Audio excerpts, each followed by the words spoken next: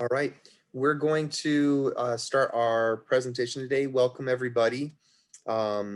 Today, we've got two special guests who will be sharing information on scam trends. We've got Becky Lockhart, and she's from the Federal Communications Commission.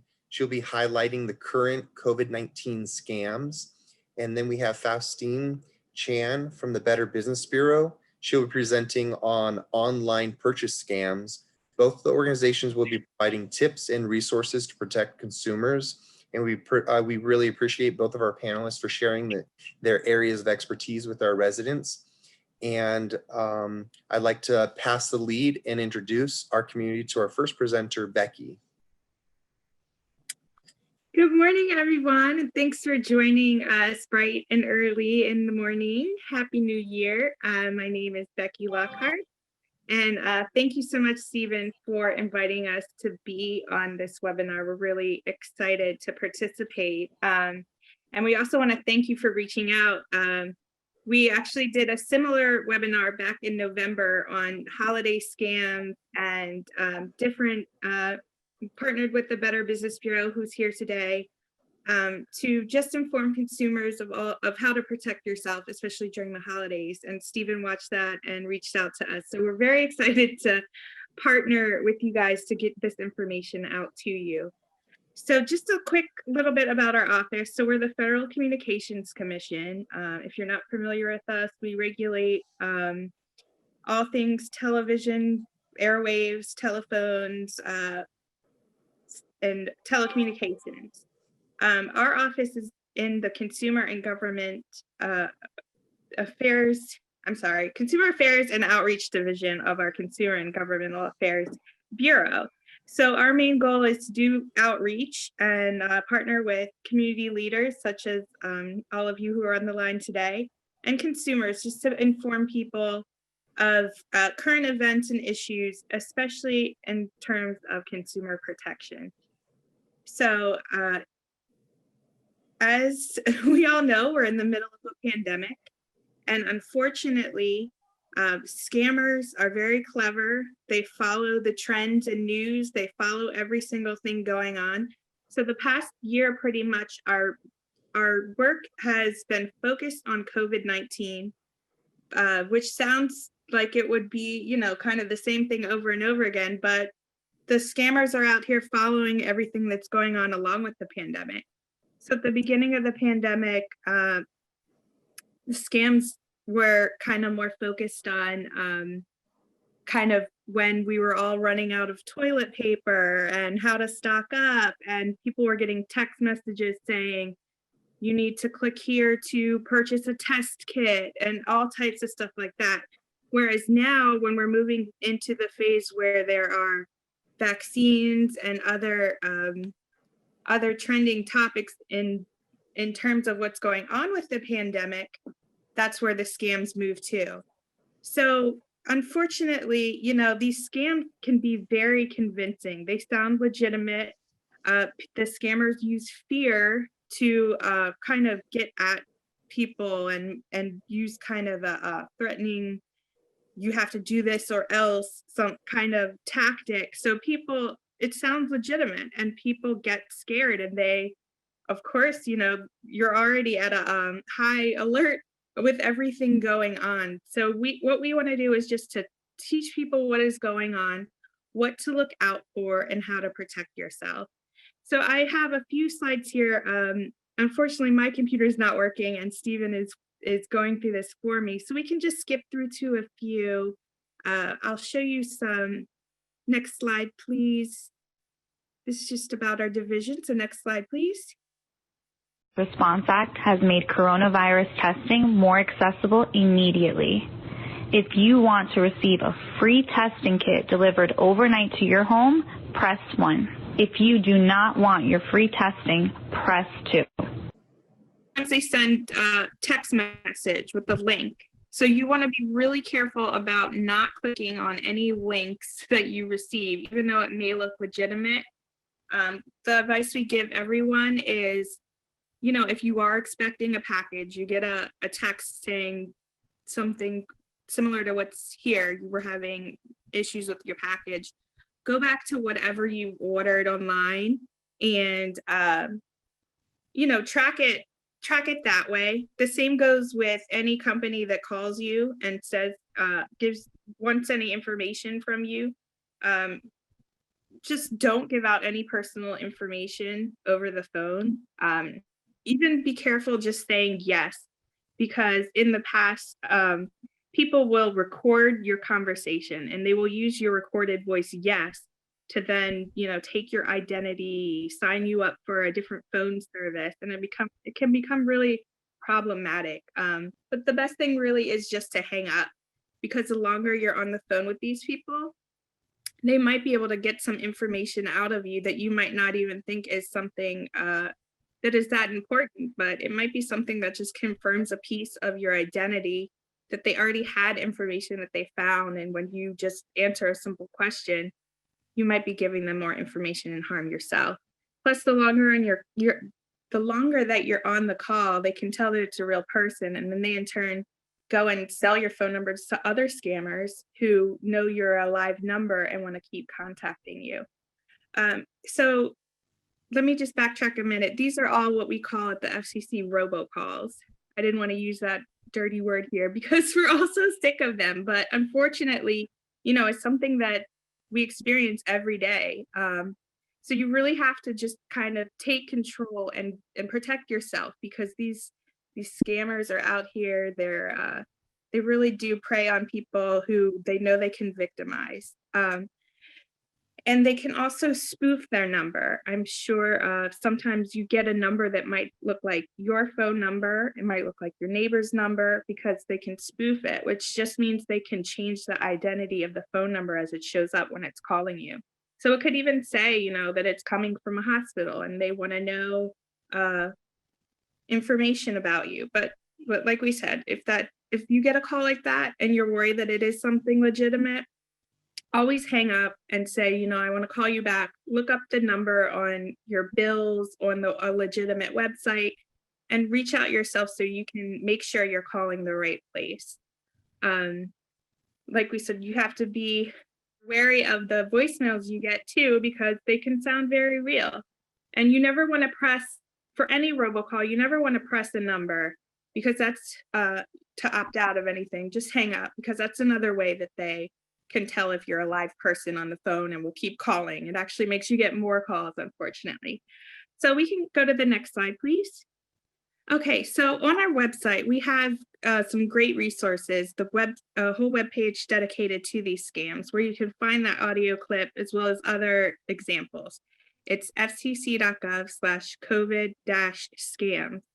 And we also have a lot of graphics up, like this one, with our little phone who has a mask on, very appropriate. So it's just giving tips. So don't click on links in text ever. Even if it's something your friend has forwarded to you, just make sure, because sometimes someone might get something and forward it onto a friend just because they want to help a friend, but it's actually a scam. So next slide, please.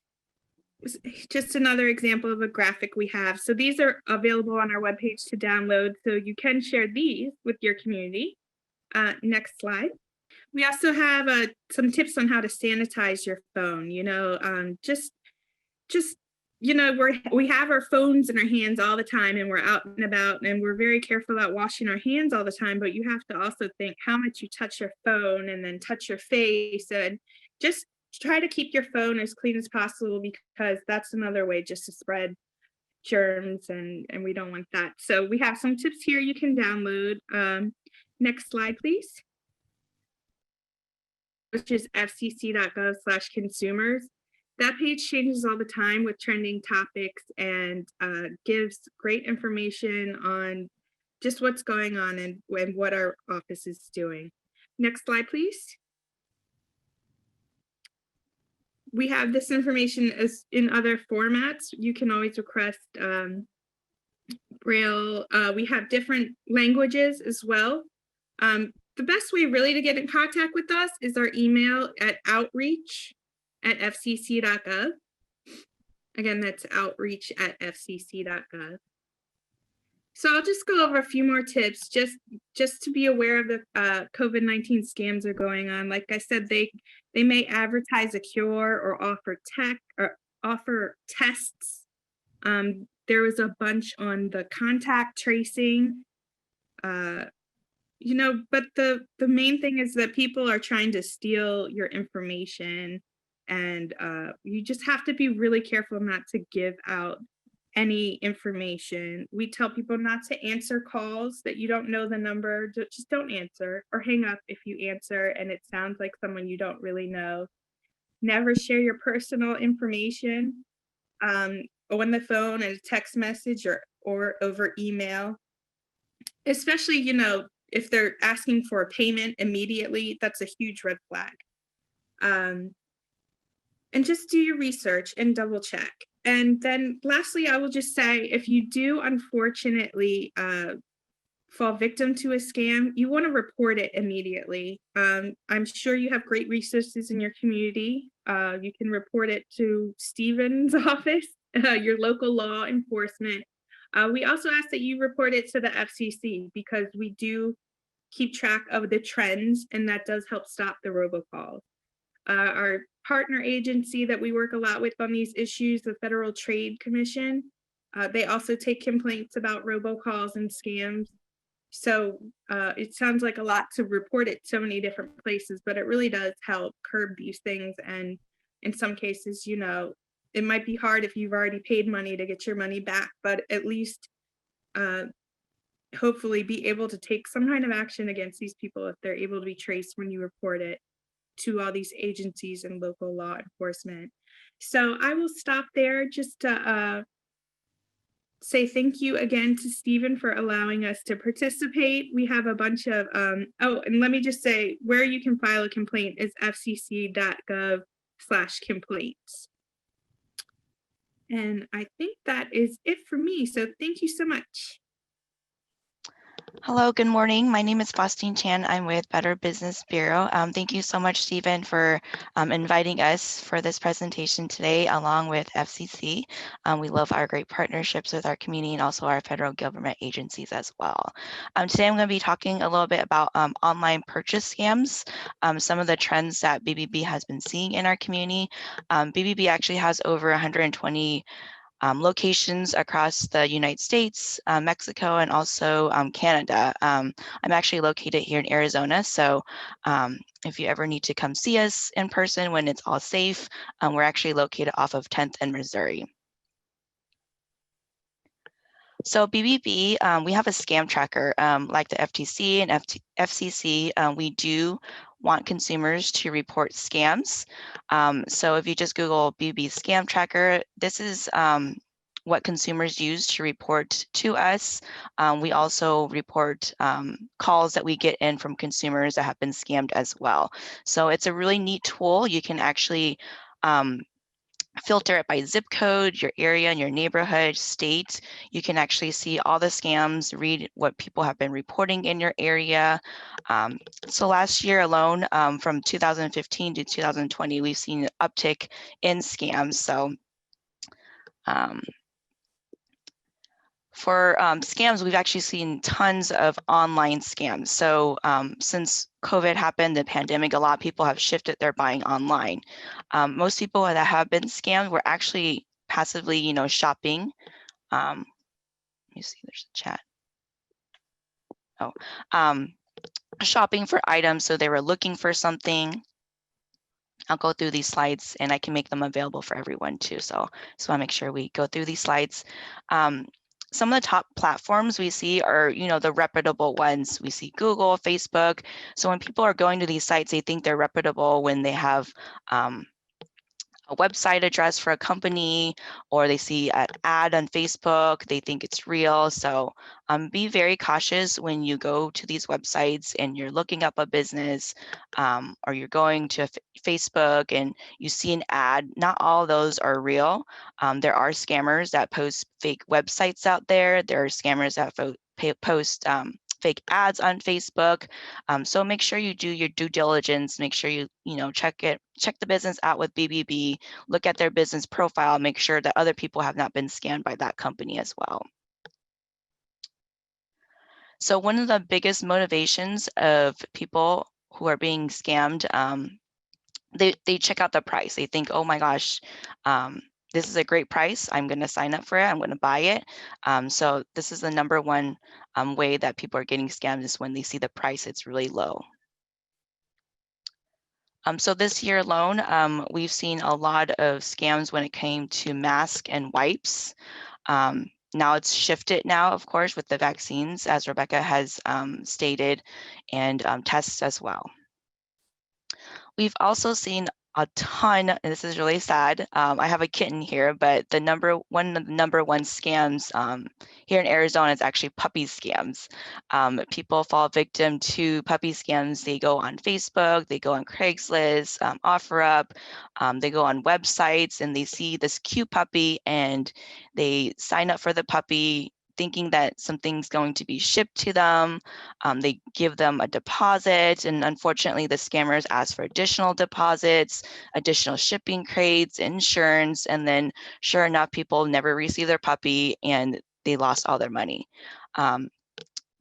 The second one is the vehicles. We've seen a ton of people shopping online for vehicles because they don't want to go to the dealership, of course, and they pay the deposit for them to ship it, for them to come see it, to hold it for them. And fortunately, once they wire that money, once they use that cash app, we never see the money ever again. So this screen shows you just some of the ways that consumers have lost money.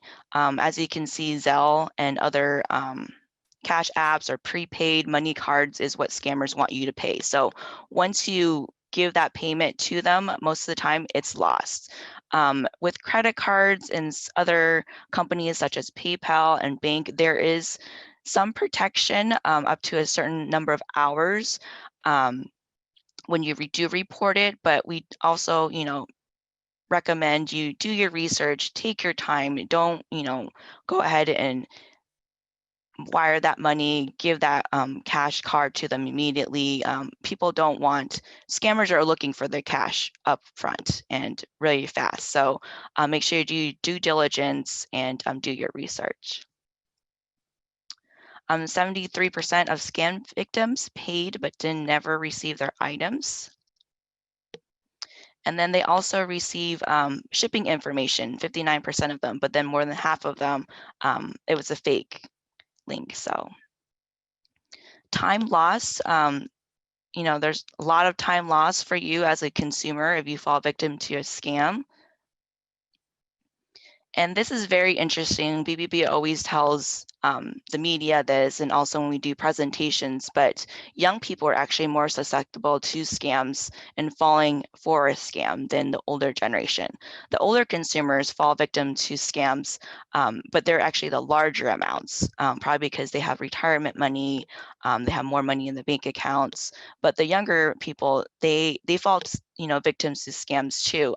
It may be smaller amounts, but the times that they fall victim to a scam usually doesn't get reported either, because they usually feel embarrassed, or they think, oh, well, I can make it up, the $10 or $50 here and there. But it does add up. It does add up, and you lose time, and that money does add up. Also, military consumers are susceptible to falling for scams as well, whether it's a car payment or if they're looking for a new rental. They make that deposit through a cash app, and they never see the apartment or the house. So this is very interesting. When gender, women are more likely to lose money than men. I went a little bit over this already, but the online shopping has increased because of COVID. And 83% has lost money shopping online due to COVID versus the 77% who did not lose money due to COVID. And then this is very interesting. 53% did not realize they were experiencing a scam until they didn't receive the purchased product. So again, make sure you do your research the company, read reviews, make sure the company is legitimate.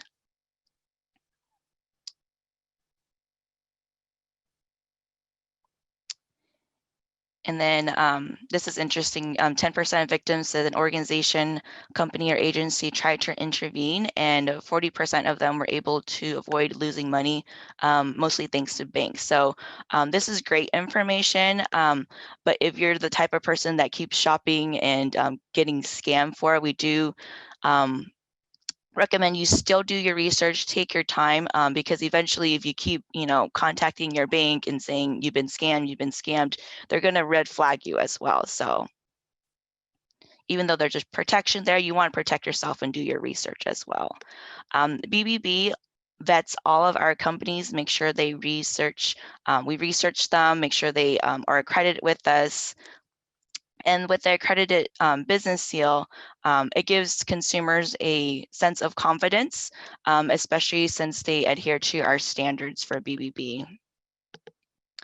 This is just a tip sheet on how to avoid online purchase scams. Just has useful tips, just don't react quickly to those deals, especially when it's low price. Do your research, make sure those websites are not fake. That goes back with the research, and make sure that, all these websites, you look at them, they're professional, you think they're real, but there could be a scammer behind them. Always proceed with caution when you're shopping online. And I think that's all I have. I hope that gives enough time, but this is my contact information if you do need to reach out and you have additional questions.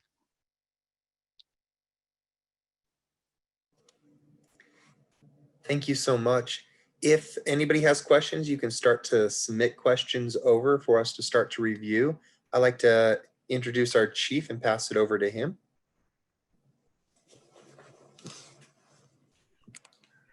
Good morning. Sorry, I had some technical difficulties this morning, and now I have a phone ringing in the background, but I'm happy to be here this morning, share a cup of coffee with you. And I just want to recognize our council members that are out there. Mayor BN Wilner, I saw that you're on the line, and I just offer the opportunity for you to make a comment or two if you'd like. And Stephen will promote you to a presenter. Thank you very much, Chief. Can you hear me? Yes, sir. Great. Well, good morning, everyone. Thanks to our police department for continuing to put on these excellent presentations, and thanks to our esteemed guests for sharing unfortunately, the evolving myriad of ways that people try to trick other people. But it's great to know about those. And my takeaway was probably, if in doubt, don't do it, hang up the phone, and report things. And when I was involved in federal law enforcement many years ago in the Los Angeles area, I know there are big teams of people working on these problems, and it's frustrating because it feels like sometimes the perpetrators are hard to catch, but I appreciate all the guidance on, they do catch them, and there's some big operations to catch them, but in the meantime, the tips on how to avoid getting caught in these things are really helpful. So thanks to everyone for putting on a great presentation and sharing a lot of great information. I know I learned quite a bit, and I just wanted to thank you all for doing this, and thank the public for continuing to attend. Thanks, Chief. Thank you. I also see Council Member Andine. Hi, good morning, everyone. Hope everyone has a coffee and had a good chance to settle in and listen to the presentation. Great presentation. Thank you, Rebecca and Faustine, for giving us that information. And I think it's unfortunate that this happens in this day and age. And we have seen a lot more increase in online issues than in the past. And of course, it's because of COVID related items. I know my mom, who is older, I tell her not to click on links, don't order anything until we take a look at it, and take your time and research before you order anything online. I think that was great information from Faustine. If they want cash up front and fast, it's probably a scam. And so that's what I, try and tell people myself is take your time. You don't know what is, who is on the other end of the online purchase. So just do your research and I liked that we had where we can, for the robocalls, fcc.gov/complaints. That's a great place. I know I get a ton of robocalls about my warranties. So on my cars, which is, it happens a lot. So anyway, I just want to say great presentation. Hopefully maybe we can do something in ACOPS with this, and I will yield from there. Thank you. Thank you. I also see Councilmember Thomason. Thanks, Chief. Good morning, all. Happy New Year. Chief, thanks to you and your crew in blue for keeping us safe over the holidays and for helping us feel safe over the holidays.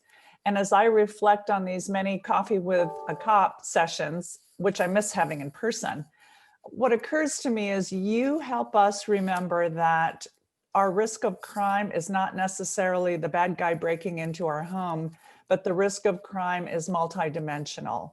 So thank you for keeping our awareness high and for giving us the tools to deal with them. So Happy New Year to all. Thanks again. Thank you. I think I also see Vice Mayor Pace out there. Vice Mayor Pace, do you want to say anything? And then I just want to recognize a couple of dignitaries, Jay Ozer, a member of my ACOPS team, and also our town manager, Jill Kimak, are on the call this morning. So thank you for joining us. There's a couple of questions in the chat. So let's see. I got one for Becky from Russ Mosser. What is the current status of legality on robocallers? What is legal and illegal, and where do we report them? Okay, thank you for that question. That's actually a great question because some robocalls are actually legal. A robocall could be your pharmacy telling you that your prescription is ready. That's something you do want to receive, right? If you're back in the day when our kids actually went to a physical school, the school might call you. I don't know if kids there are going to school or not, but we're all virtual. But even still, you might get a call from your children's school. Those are examples of legal robocalls. Also, anyone that you've given, pretty much it is legal if you've given a company your consent to call you. Now, if you've told them, no, I don't want to receive these calls, or you've never interacted with this company before and given them permission, then it is illegal. Calls that are just made through an auto dialer, someone that just randomly dials your number that you didn't give permission to, those are illegal. Political calls fall under a different thing. So those are actually legal, as well as calls from charities and nonprofit organizations. These people are allowed to call you. So as much as you might not want those calls, they do fall under different laws where they are legal.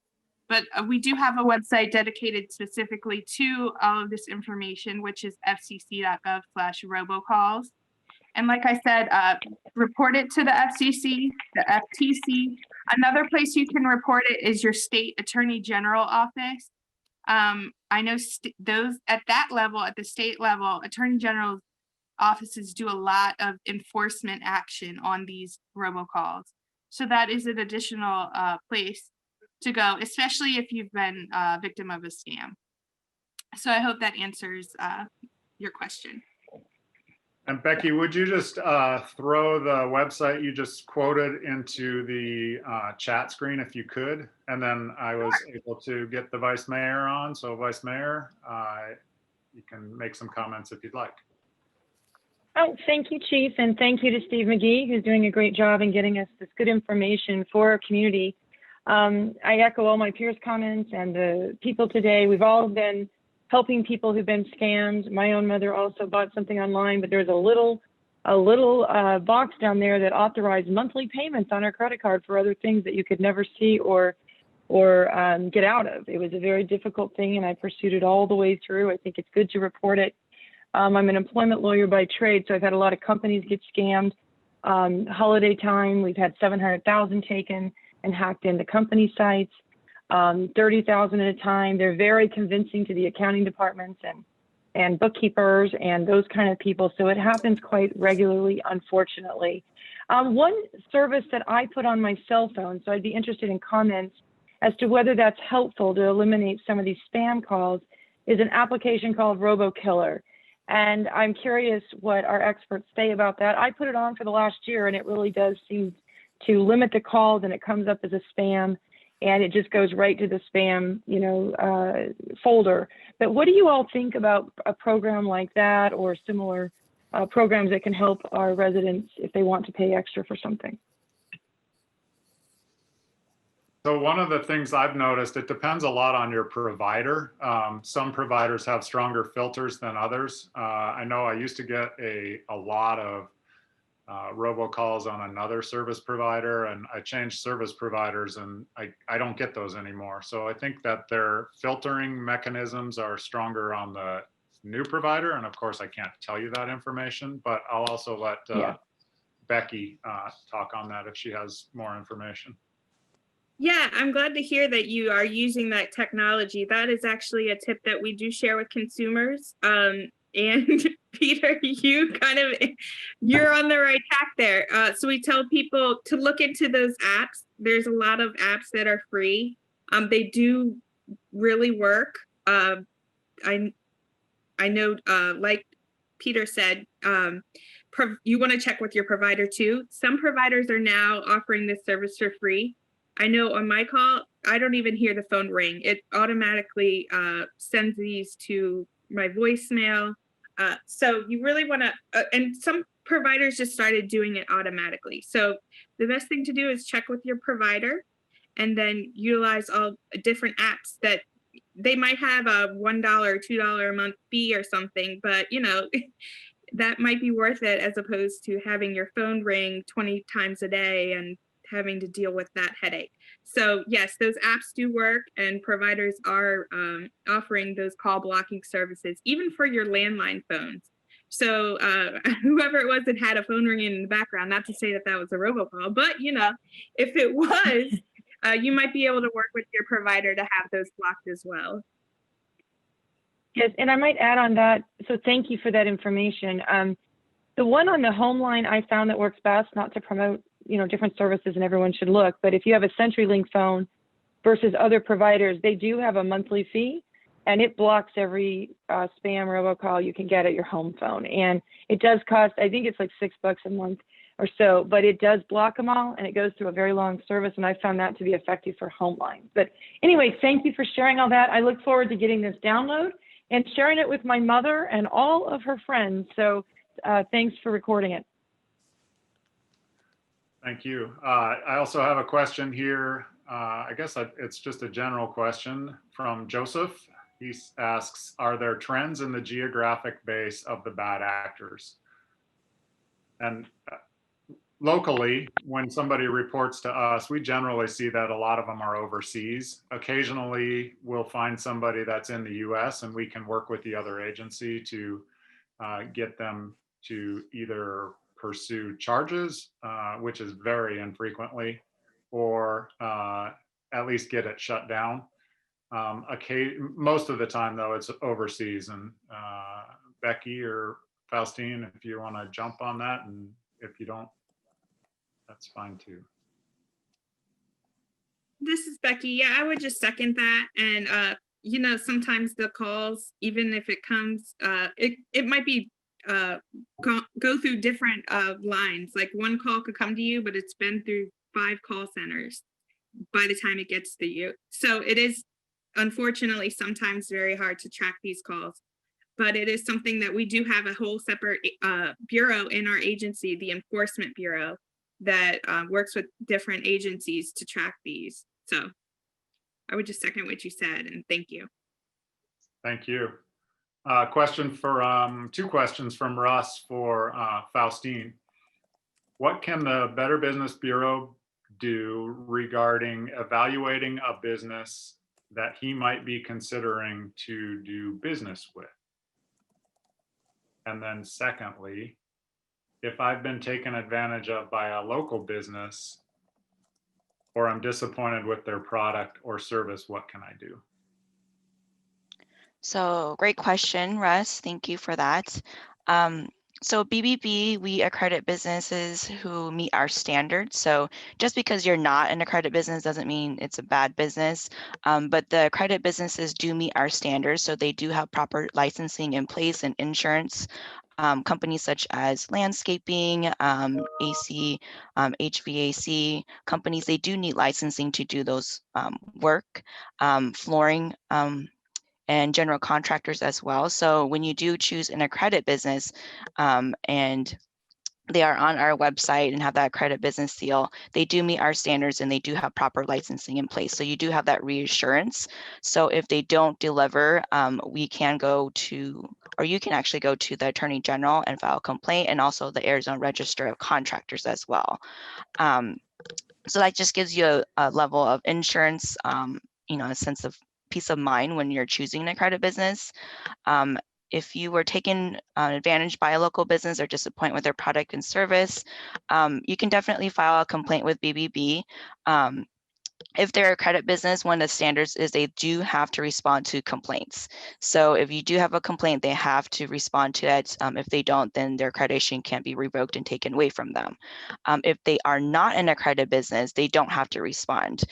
We do give them that information, but they are no, obligation to respond. That's the unfortunate thing that happens to a lot of consumers here in Arizona is they file a complaint with BBB against that company and they never hear back. And we can't tell them and we can't force them to reply back to you if they're a non-accredited business, whereas the accredited business, they have to adhere to our standards. So. Thank you. I have one more question from Joseph for you, Faustine, about the veracity, I guess, of the Better Business Bureau seal and whether that can be faked or. Yes, so just like websites and just like pictures, our seal can be faked. It is trademarked, and we do have a department that looks out for our BBB seal on company websites, and we do ask the consumers to report it to us. If you see a company that's not accredited with us that is using the BBB seal, report it to us so we can work with them to get that off the website. A lot of companies think that just because they're listed on BBB, it means that they're accredited, and that's not the case. So any company can be listed on BBB, but you have to be accredited to be able to use that seal. So it is trademarked, like I mentioned, so please report it to us. And we also always encourage everybody to go to bbb.org to look up that company just to make sure that they still have that seal and they are still accredited. Thank you. I appreciate each of you coming today to share your cup of coffee with me. And we will get together again next month. Stephen, any parting words? No, thank you everybody for coming. Continue to stay safe and healthy, and I hope to see everybody at our next Coffee with a Cop. Thank you so much. Have a great Wednesday. Thank you. Thank you. Thanks everyone. everyone. Bye. Bye. Hi, everyone.